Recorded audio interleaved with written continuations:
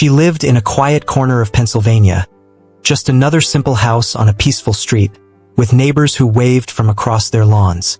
To anyone passing by, she looked like an ordinary woman in her late 40s. Her daily routine was calm and predictable. Grocery runs, morning walks, and dinners cooked from scratch. Nothing about her stood out, and she liked it that way.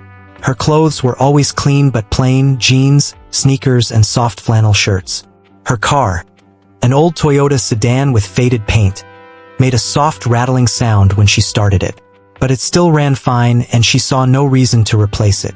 She never wore jewelry, never posted vacations online, and didn't own anything designer. Her wealth wasn't meant to be seen. It was meant to be used wisely.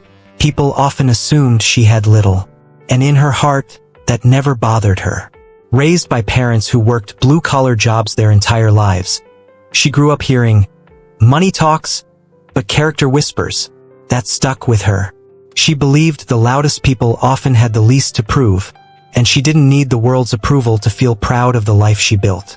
What many didn't know was that behind her quiet lifestyle was a fortune built slowly, carefully, and without shortcuts. Real estate, long-term investments, a small business started in her 20s that still paid her quietly every month. But none of that changed her. She stayed simple. She stayed kind. And for her, that was enough, until one moment made her realize that not everyone saw the value in simplicity. It was a Saturday afternoon, cool and quiet. They were out running errands when she noticed a luxury car dealership they had passed many times before. This time, she asked her husband to pull over. He looked at her, surprised, but smiled. She had something in mind, a gift, something big, something he had always dreamed of but never dared to buy for himself. As he pulled into the lot to find parking, she stepped out first. There was a silver Rolls-Royce in the showroom window that caught her eye. Not because of the brand, but because she remembered him talking about it years ago, how he admired the craftsmanship, the elegance. He never thought he'd own one. But now she wanted to change that. Quietly, thoughtfully, she walked through the glass doors alone, taking in the polished floors and spotless lighting. Salesmen stood near luxury vehicles, suited up and chatting with each other. She smiled politely as she approached the nearest one, hoping to ask a few questions. But before she could even speak, she felt something in the air: hesitation, disinterest, judgment. The man glanced at her clothes, then quickly scanned her up and down. His polite smile faded into something colder. Instead of offering help, he stepped aside, pretending to check his tablet. No one greeted her properly. No one asked if she needed assistance. She stood there, in the middle of that shining room, already feeling like she didn't belong, though they had no idea who she really was. From the moment she stepped farther into the showroom, she felt the shift. Conversations slowed. Eyes followed her, some curious, some amused. She wasn't dressed like the other shoppers. No designer bag, no makeup, no flashy jewelry. Just a woman in a loose cardigan, faded jeans, and well-worn sneakers. And in that space, that was all it took to be dismissed. Two salesmen leaned against a sports car nearby, pretending not to look, but clearly whispering to each other. One of them smirked. Another customer, in a sharp suit, glanced at her, then looked away with a chuckle. She kept her head up, trying to ignore it. She wasn't here for their approval. She was here for her husband. A young salesman finally approached her, but not with genuine interest. His tone was light, almost mocking. "Looking for the service center?" he asked, clearly assuming she was lost or in the wrong place. She calmly said she was interested in the Rolls-Royce up front. His eyebrows lifted, and the sarcasm slipped out. "Ma'am, that model starts at over $400,000. Like that number alone would make her walk out." The moment stung, but she stayed composed. Years of being underestimated had taught her not to react. She thanked him and glanced again at the car. The salesman didn't offer to open it or explain features. Instead, he stepped back, his body language clear. "You don't belong here." Around her, the laughter picked up again, soft but sharp. No one saw her as a buyer, just a joke. She pointed gently toward the Rolls-Royce near the window, asking if she could take a closer look. The salesman let out a short laugh, like he couldn't help himself. "Ma'am," he said, tilting his head with a fake smile, "maybe you're in the wrong place." The words hit harder than expected, not because they were loud, but because they were so confidently cruel. Instead of answering her question, he motioned vaguely toward the exit. "There's a used lot just a few blocks down. You'll probably find something more reasonable there." She blinked, quietly absorbing what he meant. To him, it wasn't just a suggestion, it was a judgment. A clear message that, in his eyes, she wasn't worth the time or attention. Other staff nearby didn't step in. One even chuckled under his breath, shaking his head as if she had wasted everyone's time. It wasn't just rejection. It was dismissal. She looked around the showroom, once full of bright light and possibilities, now dim with silent mockery. No one saw her as a customer. No one cared enough to ask her name. Without a word, she turned and walked out, heels clicking softly on the polished floor. No shouting, no drama, just quiet dignity. She met her husband outside, who had just parked, and gave him a small nod.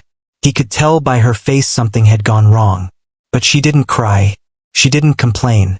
She just got in the car, already thinking about what would come next. The drive home was quiet at first. Trees passed by the window, and the hum of the old sedan filled the silence. She finally spoke, her voice steady but low. She told him everything. How the salesman laughed, how they pointed her toward the cheap lots, how not one person in that room treated her with an ounce of respect. She didn't cry, but she didn't have to. He gripped the steering wheel a little tighter. Not because of pride or ego, but because he knew what it took for her to be in the position she was in. He had watched her stay up late balancing spreadsheets, reinvesting every dollar instead of spending it. She never bragged, never looked for praise. She just worked quietly, steadily, year after year. Their wealth wasn't a lucky break. It was the result of decades of discipline. Real estate deals she studied on her own. A local rental business she had started from nothing. She kept expenses low, stayed out of debt, and made sure her family was always taken care of. And through it all, she never changed who she was. That's what made the insult sting.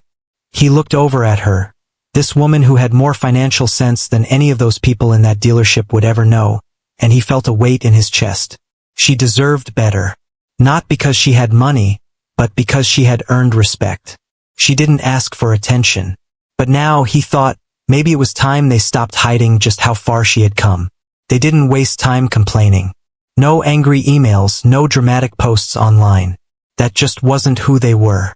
Instead, they exchanged a quiet look that night. No big discussion, just a shared understanding. They knew exactly what they were going to do the next day. Not to prove anything, but to make a point in their own way. The next morning, they visited a different dealership in a nearby city. Smaller, quieter, but known for how it treated people. There, the staff welcomed them with respect, no questions asked. She asked about a specific model, a deep blue Rolls-Royce Phantom. They answered with kindness, not judgment. And within hours, she signed the papers. No financing, paid in full. Driving away in the new car didn't feel like revenge. Felt like truth. A quiet truth they'd been living for years. That you don't have to look rich to be rich. That respect has nothing to do with brands or shoes or how loud you are. As they pulled onto the road, she glanced at her husband and smiled. He didn't say anything, but he squeezed her hand. Then, without telling anyone, they drove straight to the dealership from the day before. Same lot, same glass doors. This time, though, they didn't walk in. They didn't need to. The sight of that luxury car pulling up, clean, gleaming, unmistakable, was enough to draw every eye in the building. And as they stepped out, calm and silent, the air inside changed instantly. As the doors of the Rolls-Royce opened, heads turned inside the dealership. The same young salesman from the day before looked up, expecting another wealthy couple, until he recognized her. His confident grin faded in an instant. His posture stiffened. He took a step forward, unsure whether to greet her or hide. One of the other employees elbowed him, whispering something under their breath. A few staff members glanced at each other, eyes wide. The woman who had been laughed at just 24 hours earlier was now stepping out of a car most of them had never even sat in. It wasn't just the vehicle, it was the way she carried herself. Calm, poised, unbothered. The salesman tried to recover, putting on a fake smile. "Welcome back," he said, like nothing had happened. One of the others chimed in quickly, "If there's anything we can help you with today." But she didn't take the bait. She didn't roll her eyes, didn't call anyone out. She just smiled politely, looked around the room slowly, and said, "No, thank you. Just browsing." That moment hit harder than any insult could. Her grace made the silence uncomfortable. They knew what they'd done, and now they knew who she really was. Not someone trying to prove anything. Not someone seeking attention. Just a woman who knew her worth, and chose to show it without saying a single harsh word. She turned slowly to the young salesman, her voice soft but steady. "You know," she said, locking eyes with him, "if you had just treated me with respect yesterday, this car could have been bought here. No bitterness. No raised tone. Just honesty.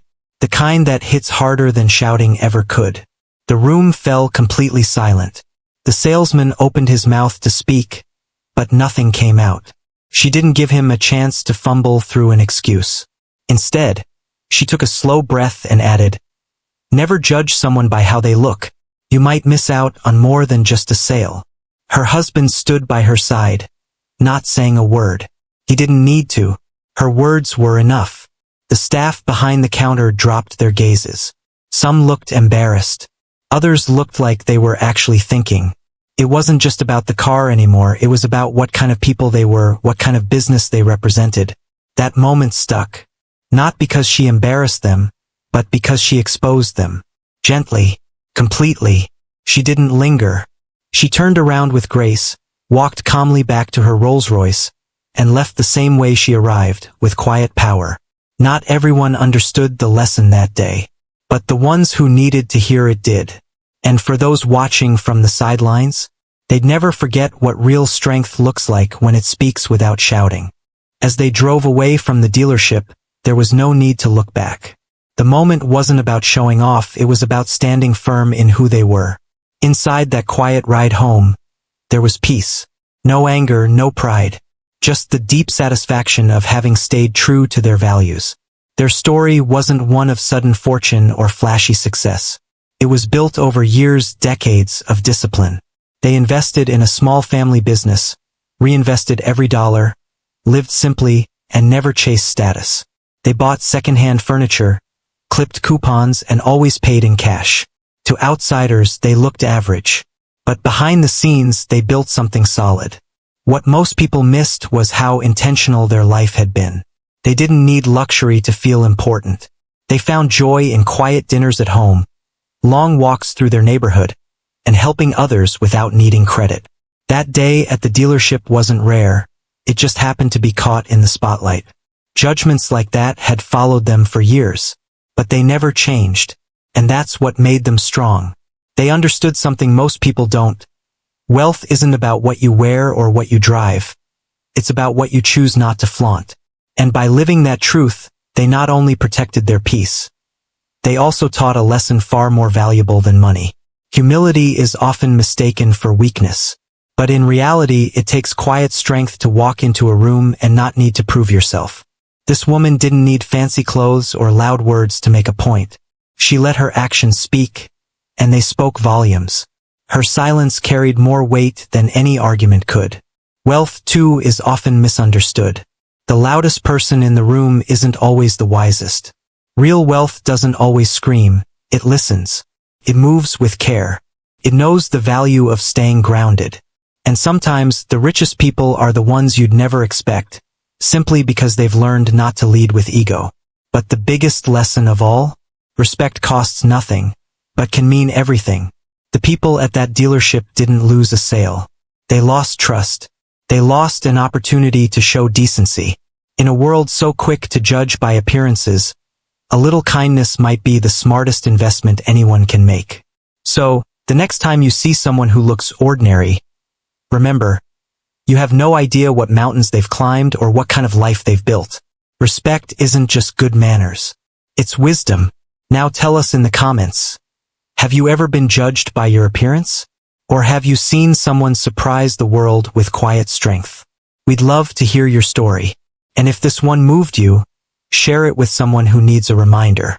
Know that kindness never goes out of style. And subscribe to the channel for more stories like this.